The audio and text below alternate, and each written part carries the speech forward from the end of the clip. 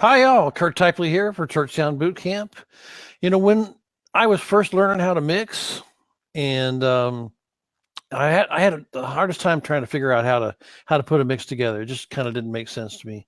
And then one day I saw a graphic that kind of put it all together for me.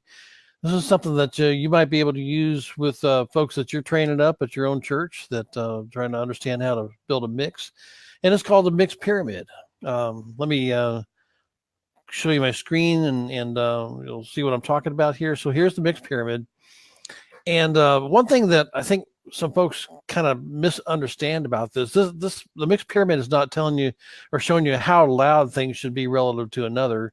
It's really just showing you how I kind of think through the process of putting a mix together. So for me, for a contemporary style worship service, the foundation of that song is going to be the drums and bass. The drums, one of the early on when I had the hardest time building a mix, getting the things together, and I learned that if the drums don't work, the mix won't work. For a contemporary song, if the drums aren't working, the mix won't work. I'm to the point that literally I'll zero out the console and start over from scratch. It's just faster to rather than trying to correct mistakes that I've made along the way. So anyway, for a contemporary song, for me, the drums and the bass guitar are the foundation of that mix. Right above that are the key bed, and maybe a Rhodes kind of sound, or the piano, electronic keys, rhythm guitar as well, or acoustic guitar could all come in here. That's what I'd call the primary bed. And then as I start to build the mix, again, not saying how loud these things need to be relative to each other. We need to hear each and every element clearly throughout the whole mix. But as I build the mix, I'm going to start adding lead guitar, synthesizers, like little shot parts, brass and percussion parts. Again, we call that fill and color. And then right above that would be, or next in line, I should say, is backing vocals and choir. And let's say you have a choir. Sometimes it's kind of hard to get the pitch definition of the parts in the choir as they sing.